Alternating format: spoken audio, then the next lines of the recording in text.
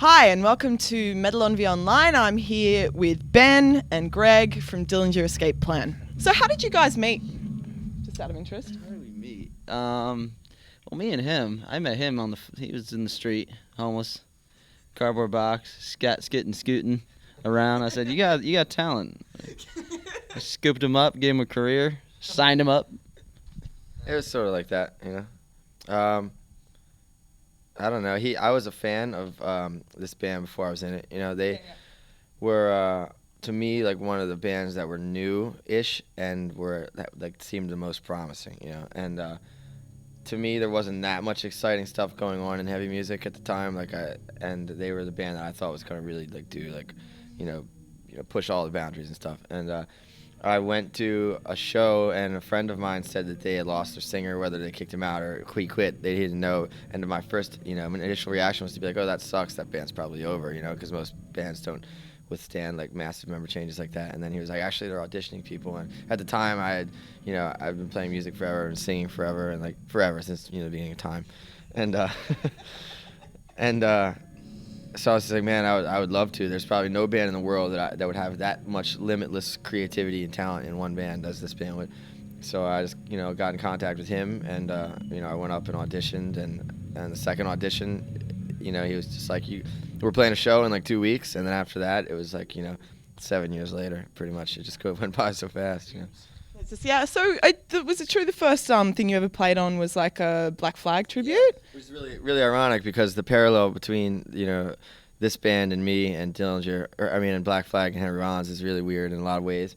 But yeah, that's true. The first thing I recorded was in Ben's bedroom, and it was a tribute to Black Flag, and we did Damaged 1 and Damaged 2 in his bedroom. So that was pretty cool. So what's the parallel beyond that? Yeah. No, we That's okay. I don't know. We were both, I see Dillinger Escape Plan as kind of the Black Flag of this time, and obviously he was not the original singer, and he was a fan of the band, and he was a fan of the band in the way that, Ben's talked about this in other interviews. He saw Black Flag as almost like a caricature of what it was. Like, he saw it as being, it was violent and extreme, but he saw it as being insanely violent and insanely extreme. So when he joined the band, he made it that, and escalated it. He escalated it to what to what he saw it as, And I feel like for me, that was what happened with Dillinger too. Is that, like, I joined the band, knew what the expectations were, and in my head, Dillinger was way crazier than they actually were at the time. So I went out of my way to make sure it would be even, nastier. And now it's like, I see Jeff do the same thing. I've, in terms of being a performer, he's the exact same way. So it's good because people just keep adding to the. When you get people in your band that were fans of your band, some people say, like, how could it be the same? I'm like, it's better because they have a duty to like live up to their younger self of what they thought this band was and should be, and like they feel like not only do they want to fill those shoes, but then take it to the next level. So, like Henry Rollins and the Ruts. Yeah, exactly. That kind of vibe. Do you reckon you guys share I kind of agree with you in that Dillinger being the Black Flag of now, and that's kind of staying true to that, just go and don't stop, and there's no limits, and just take it to the extreme. What did sort of like Henry Rollins and that whole sort of punk ethic sort of teach you about music? Like, do you come from that same place? Like, Yeah, absolutely. I mean, we grew up listening to just, initially a lot of us came from metal and stuff like that, but then the scene we found ourselves in was the underground, post-hardcore and hardcore scene, and we all came from the, like, New York, New Jersey, D.C. area where there's a lot going on and a lot of bands, the Cro-Mags and the Bad Brains, and then there was, tons of stuff just coming out of Jersey and crazy stuff. So, I don't know, living in the suburbs and right outside of the city and having all this crazy stuff going on all the time, and like being able to sneak into the city and see all this crazy, dangerous, like unpredictable subculture in music was extremely, had a huge effect on me. And like I said, the metal world was what it was, but it was the hardcore and punk world that really shaped the attitude of like just the work ethic and the attitude of like you should be here to play and to kick ass and to like have a cathartic outlet for for all your emotions, as opposed to like let's try to be a band and you know. What's the worst injury you guys have ever sustained on stage? We're walking injuries at this point. I don't think he's got a brace on both ankles right now. I have a brace on my right wrist, and my left finger doesn't hold itself still. My ring finger just wobbles around. If you look at it, it doesn't have any type of shape. I've got scars all over my head, fake teeth in my mouth. He's got, he had an MRI done, and the doctor said that it basically looked like he had just gotten up from being hit by a bus. Yeah. And that was when he was normal. Like, he wasn't even hurt. He just went to find out if he had any problems, and the guy was just like, how are you walking right now? A piece of bone broken off in your neck. Don't know where it's from. You're probably paralyzed right now. How are you sort of feeling, like, 'cause since you were sort of came through sort of playing like shows with Mr. Bungle sort of thing, how has your sort of attitude changed over this time? It's funny because I was talking to actually Bear from Mr. Bungle, who played horns last night with us on a couple of songs, and we were talking about just like old times, and we were talking about Mike Patton and things like that, and the experience that we had doing a record with him and stuff, and I think honestly now I just, I don't know, I feel like we were talking about how the respect that we have for each other, because I was like, when we did the record, I wasn't like starstruck. I was like, this is what I want. No, that sounds weird. I don't like that, and he was like, well, yeah, because nobody does that to him, and that's why you guys still have a relationship and stuff like that. And I was like, yeah, I mean, at this point in my career, I don't care, It's like, we got to make great music, and we got to do good things, and if people are going to be assholes, and goodbye, It's like you get to the point when you've been playing in a band this long where most of the world defines you by your band, and if you suck, then you suck. If you did a good record, then you're a good person. You know what I mean? And like, there's like 4 people who are not like that in my life, and I know who they are, and so it's like I'm fine with that, and it's cool. But with that in mind, you just got to do your thing, Just kind of keep on trucking. Keep on trucking, girl. I like this little ensemble here with this little leather here, with this leopard. It's a little taste of leopard. I like that. What could end Dillinger Escape Plan? Could anything end Dillinger Escape Plan after all the stuff you guys have been through? I think maybe no. Still be doing it like Lemmy, 60, Yeah, I think, why not? Now, I remember you saying, like, one of the things you sort of liked the most about, like, Mike Patton is that he kind of just went wherever he wanted, beyond anything else, his singing style or anything. Like, where would you guys like to go you haven't gone, sort of musically? I don't know. Go for it. Like musically? Yeah. I don't know. I never think about it. When we're making records, we don't really think about it. It's like kind of like whatever experiences we've had from between the records and things that we've doodled with and experimented with end up on the record. And sometimes we expand on things we touched on in the past and experimented with, and it becomes a larger part of a song or the record. And then we always try to introduce new things. But I think the cool thing about Dillinger is that because we've managed to incorporate so many different things into the band, and we've made it apparent that we are going to always just do what we want. You can't really make a rule for how you make a Dillinger song, that we're free to be a band forever, What's the response been like from the fans? Sort of the new record and all that sort of stuff? Honestly, overwhelmingly positive, which is really crazy because we were away for a long time. We had, 2 member changes in the band, one of whom was a founding member. And we didn't tour at all for almost 2 years. They knew that all that stuff happened, and I think everyone was very skeptical of what it was going to sound like. And we had no idea, honestly. We're not like very scene-ish people, you know what I mean? Like, we have no idea. We don't really know what people think of us anymore. We don't hang out that often, like in places where we would even know. So when we went on tour, we didn't know if anyone was even going to come. We didn't know whether people were going to like the record, and then we put it out and people did like it and it got all these great reviews. But then we were like, okay, when we go on tour, is anyone actually going to come?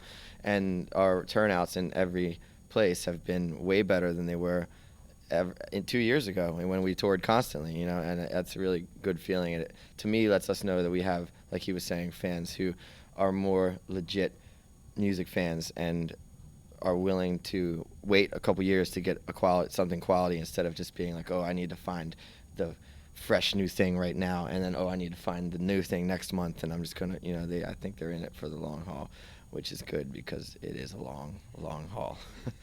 Do you guys think of them when you're sort of writing? I think of there's a couple boys and a girl that I think of. No, we don't. In that special way. Yeah, there's a few Make-A-Wish Foundation kids that I think of every time. No, I don't think we do at all. Honestly, think of and that might sound like a shitty thing to say, but I think that makes our music more genuine, and that's what they appreciate about us in the first place. I think as soon as you start pandering to a crowd, especially if you have a smart fan, like you can see it a mile away. Like you can read people doing that you're writing a song to appeal to this person, and then we kind of neglected that person, so now we have to write songs for him. And there's no point in doing that, because the more you do it, the more you realize that you can't micromanage your fans, and you're gonna lose them, and you're gonna freak out, and you're gonna be like, oh God, we don't have a handle on this. You start thinking in terms of like demographics and markets and stuff, which is territories. Yeah, you shouldn't think like that. You're a band. You should think about like, we're gonna write the best music that's most gratifying to us as individuals, and hopefully people will like that as well and enjoy it. And so hopefully we've been, pretty successful. You got to think about why you started to begin with and why anyone cared to begin with. And obviously, when you first start, nobody knows who you are. Nobody cares what you're doing. You just make music that you like, So we always try to get back to that state of mind. And sometimes we already are there because it's been a long time. We haven't, sometimes we don't know if anyone cares anymore, if we're going to have another record. So we almost, by default, get to that point, like this time when we had new members, and had been a while since we've been out there. So we really just try to bring ourselves back to that point where we just are making music, and we don't know if anyone will even care. We just have to make music we like. Just as an exorcism sort of thing. Yeah. It's important, get the demon out kind of thing. Out. What does Chris think of it? Iworks. I don't know. I haven't talked to Chris since he quit the band. He just kind of jetted, So he just totally bailed just before recording. Yeah. I mean, we obviously were having difficulties, but we never thought he was just going to roll out. So, I don't know. It's just one of those things. Yeah. What was the most sort of cathartic song to sort of lay down on Iworks for you? Like, what was the most kind of force? Like, I mean, it's weird for me because it has nothing to do with lyrics, but I think Lurched for me was really, there's so many different vibes on the record that it's hard to say. I mean, I really enjoy certain songs for different reasons, but for pure catharsis, I think Lurch is definitely like the angriest sounding song on the record. It feels like it's the song that I sound the angriest, but I mean, I don't really think of all of our writing as catharsis necessarily anymore. It's like there's more emotions to get out of you than just anger. Anger is like a kid's emotion, like when it's like a mask for other emotions, and you just display that as anger because you don't know how else to deal with it, and I think that there's more. Cathartic, not be angry? yeah, I think cathartic can just be like getting it out. Yeah, like just it's kind of. Talk about that. They're usually talking about like frustration or something, and they got to expel it. But yeah, is that one of the things that sort of attracted you? I don't think of things that much. I'm not really getting. A lot of times when I write, like I'm not setting out to get a certain thing out. I'll read it later on and realize what it was about, and that's what's kind of cool is that I write very like stream of consciously, and then after I write it, I read it, and like people who probably know me probably know like, oh yeah, that's about this, but like the person, your average reader probably won't know exactly what it's about because they don't know me as a person. But no, that wasn't a very attractive thing to me about the band because, and at this point, it's funny. I was talking to Jeff about it last night. Especially in our live performance, I think our live performances are what to me is the embodiment of catharsis, and I can't imagine performing any other way. And that's what's crazy is like for all these injuries I have and like how crazy people say we are on stage, and people are like, how do you do this every night? And you think you're going to be able to do this for however long? It's like I really cannot. I don't know how to perform any other way. This is pretty much what I've been training myself to do now for like the last 8 years almost of my life. So. I wouldn't even know how to get on stage and play any other type of music. It would feel really weird. Do you feel like you've got a bit of freedom having the different textures? It's not just angry. It's like you have a bit of room to move in Dillinger to kind of. Yeah, absolutely. I mean, when we first put out our first record, Calculating Infinity, we toured a really long time on it. We had a bunch of EPs and stuff, but people pretty much had made up their mind of what we should sound like. So we really did make a conscious effort with our second record, Miss Machine, to like be more diverse, so that we could be a career band, that we could, express all the emotions and all the kind of things and all the influences that we would have as realistically, as like real people, and then still enable us to be real and enjoy it and like stuff like that. So yeah, it's definitely like an open palette. I think this band. We didn't give you enough about metal, did we? Yeah, should we maybe talk about some metal? Yeah, okay, let's talk about some metal. We'll just throw on some metal. We've got the closer now. Okay, so what's happening with metal? What's happening with Meshuggah? Well, check this out. We just came back from Japan, and we played with At the Gates. First show in 12 years we played with them. It was pretty amazing. And Mayhem. The guy got on stage with a pig head and a couple hoofs, and he cursed the stage every night. And somehow we still managed to perform. Pretty awesome. So I think our curse beats their curse out pretty much. I think we canceled out our curse, canceled out their curse, and vice versa. I have a funny story about Mayhem. So, Mayhem goes out of the way to be, like, super scary. Like, when they come on stage, it sounds like a tomb is opening, and there's, like, tons of steam. And for a second, you're actually scared because the guy that you thought was super cool backstage now looks like Ursula from The Little Mermaid. And, like, he's waddling out onto the stage, And, but there was yeah.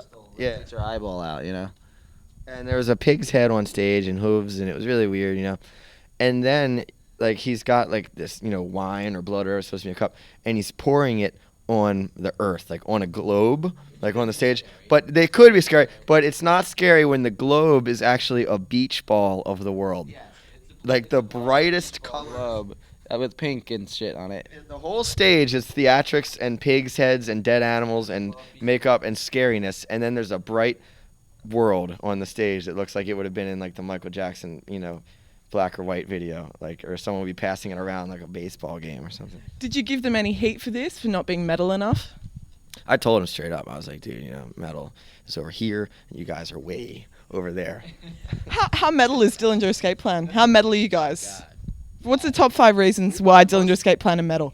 Because we have more metal in our bodies than any other band from injuries, and my whole left leg is made of cast iron. Our old bass player actually has a bullet in his head. The guy he was filling in after, he still has a bullet in his head. That's metal. That's how metal. Yeah. How healthy is metal these days, judging from those shows? And it was pretty cool. I mean, I felt the faith in the old school.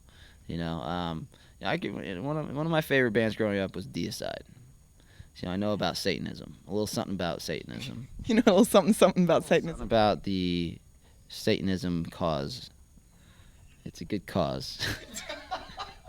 It's one worth fighting for. It offers an option, to the kids. An alternative way of living. And religion is important, It teaches morals and values and keeps, kids reading and stuff. So, did you guys ever add that sort of element to your show? Maybe some hooves? Say hooves? Actually, he when we played one show, System of a Down, the kids hated us so bad they were throwing chicken legs at us, which is kind of like a hoof in a way. And Greg caught one and stopped singing for about 20 minutes and ate it because he was so hungry. Because usually, things close in Europe at like, 10 o'clock, and we usually don't even get up till like 9 at night. So. How was that? And how did that chicken leg taste? It was delicious. I was so hungry. Like, yeah, I'm gonna stop playing guitar. I was like, give me just a morsel, just a morsel. We almost sat down and had a picnic. So you take it all in your stride. That's metal. We are seriously metal. Yeah. Yeah. What's the most metal show you've ever played? Jeez. Mayhem and At the Gate's pretty metal, but we played some metal festivals. Actually, a long time ago when we first started as a band, we played the Milwaukee Metal Fest. How's Milwaukee for its metal fans? It's pretty good. It's like everyone there had spikes and leather and just looked angry as hell and walked around like grunting. They even talked, and we walked in. I remember I had a V-neck sweater and a bright red shirt sticking out. I was doing like homework or something, on the side. And we walked up to the door, and like a guitar player had like a blonde pompadour or something. And we're like, we're here to play the Milwaukee Metal Fest. And they're like, who the hell are you? We're like, Dillinger Escape Plan. He's like, dildo, what? There's no way you're playing this. They wouldn't let us in because we didn't have black and spikes and like all kinds of stuff, I'm serious. They call it last laugh. There's this little thing called the last laugh you perhaps had. I think we had haha. Haha. Yeah. How was the actual show? It was awesome. We destroyed. They were yelling at us. We were on stage like, hey, frickin' preppies and stuff like that. And I remember I just ran on top of it. The first song, I just stomped on like 12 people's heads, and they were like, Wait, who's metal now? that was pretty metal. What's your story with heavy metal? Greg? Yeah, it pretty much has everything to do with Metallica, When I was a kid, I listened to like rock music. I like Guns N' Roses and stuff like that. And stuff that my parents, stuff that was derivative of what my parents listened to, like the Rolling Stones and Aerosmith. My dad was like super into like old classic rock, so, and my mother liked a lot of stuff like Elton John and whatnot, you know, and which I actually coincidentally like a lot now. But when I was a kid, I was like, that shit sucks, you know. But when I saw, or like, a lot of my friends' older brothers were like metalheads, and I thought they were super cool because they were like 13 and I was like 8, and they had like long hair and shirts with demons on them and stuff, and I was just like, that guy rules, yeah. And they just saw me as like the little cool kid of their friends, their brothers' friends. They're like, where's the, where's that kid that likes like Guns N' Roses and stuff, you know? And so they would always try to make me tapes of like bands that were just too far for me to make the jump, you know, like Slayer and stuff, and I couldn't go that far from Guns N' Roses to Slayer right away.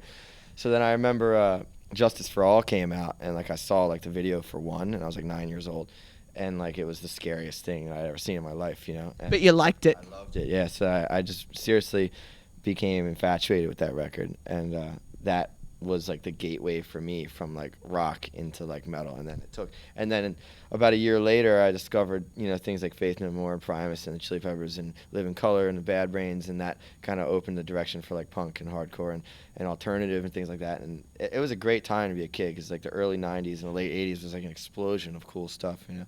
So it was very I don't know, just a lot of good stuff going on. But Metallica, yeah, was the one. You know, I was obsessed. They were like God to me for like a 2 or 3 year period of my life. Then what happened? Well, then they put out another record, and it was a big bummer. And since then, they've put out a bunch of bummers, and I love them. You know, if I could just, you know, I've said this on many occasions, that if they would let me produce their next record, it would be the greatest. It's kind of like a puppy turning into a dog. Like, you wish you could just keep them a puppy. Like, they're awesome. And they turn this big ass doofy thing. Turn a dog and he eats your furniture and pisses all over the place. You know, I wish you could just be that cool puppy. Keep it a puppy, you know? Yeah, then why can't we just take Metallica back to Puppy? Well, you know what? We're going to play with them in the U.S. on one of the Ozfests. They're having 2 Ozfests this year, and we're going to play with them. Yeah? Like, I think you really should. Come here. I want to show you a little something. Yeah. Start with this. The magic potion. A little touch the lips. Tastes so good. At some point in time, James Hetfield went from, he had white pointy guitars that said "fuck you" on the front of them, to playing like, you know, guitars that look like Otis Redding should be playing, which is cool for Otis Redding, because if he had a white pointy guitar that said "fuck you," I'd be like, Otis, bro, come on, get the, you know, cool old guitar. But James Hetfield should always have a guitar that says "fuck you" on it, and that's how it should be. And when you listen to him play, it should sound like that, you know. And now he sounds like Waylon Jennings or something, and it's a bummer. Cut it out, James. Do you think you need to have kind of struggling stuff to stay metal and to stay edgy and to stay...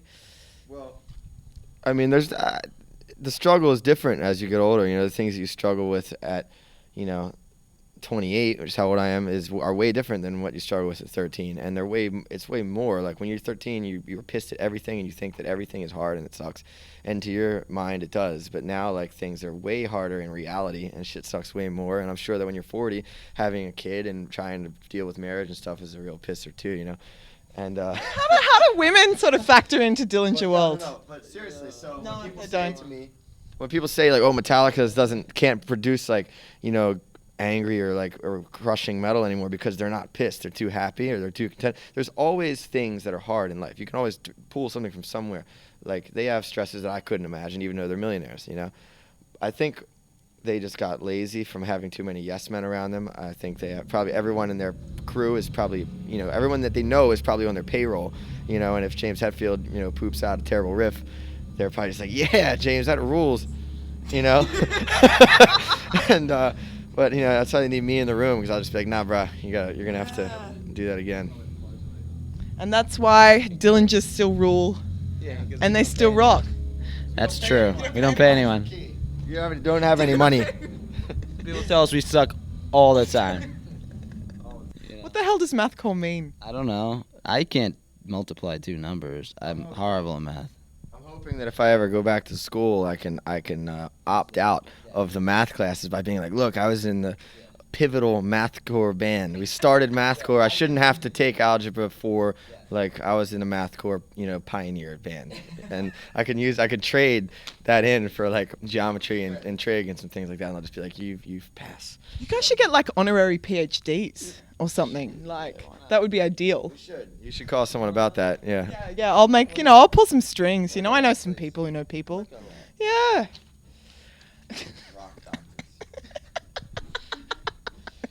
Hi. What's left on the agenda? Like, what do you guys really want to do you haven't done yet? I mean, you've been in the band, 7 years, yeah. Yeah, I don't know what I have no idea. I want to be able to pay bills like an adult. You know what I mean? I want to be able to, not have to, do illegal things to do that, You got to stop being gigolo, like I know, like the reports are good, like I'll admit, like people are saying they're good, but, How you pay your bills? By having friends in the barrio. And you get enough of them, they fill up arenas. And then, they buy CDs. That's what they do in the barrio. So, no, I have no idea. I mean, I honestly, right now, I'm happier than I've ever been, probably in my life, honestly. Wow. And it's really cool. And a lot of it has to do with this band. So, we're in a super good place right now. I can't really say what I want to do that I haven't done because I'm doing exactly what it is I want to do right now, but I'm sure that'll change in time. But right now, everything's killer. So yeah. There's a bit of this says no. Yeah, it's all love now in Dillinger world. Yeah. It sucks because right now we don't have anything to write about. I haven't written a single lyric, and I don't think there's that many notes written for the next album because we're. Nothing really sucks right now, Are you too happy to make another record? Thing, like a lot of people like go through that, where you're like, you have to go through some crap to like make a record or like to make a painting or it's got to be violent. You got to come from like a really dark place. Well, they say you can't sing the blues from the back of a limo. You obviously can't. You can't sing about being in love. You've never been in love. You can't sing about, whatever if you haven't done it. But there's enough shit in life that sucks, and I'm sure it's only a matter of time before something else that really sucks happens, but if not, there's plenty of stuff that's already happened in the past. I'm sure I'm gonna get like America. That I could. The whole war criminals and the White House thing. Just go buy gasoline. You can get mad about that. Whatever. The real, I guess, overall message I try to talk about is that you don't have to be. You can be a true uncompromising artist and still make a business out of it. Yeah, I wake up every day and don't feel like I'm going to work. Yeah. I wake up every day and create. Yeah. And I'm doing what I feel like I was put on this earth to do, and that's just such an amazing thing. Yeah. And but I do think that there's a responsibility with that. I really believe that creating. I don't want to get all serious, but like, let's get serious for a second. Well, I'm glad it's rare that you get seriousness out of me, but I really feel like a true artist, it should be like a parent, and you should give birth to ideas and for the right reasons. And if you do it for the right reasons, to express an emotion with people that you feel like you're on the same page with, like having a child, then it'll be birthed into the world with the best possible chance in life. Chance at making an impact on the world.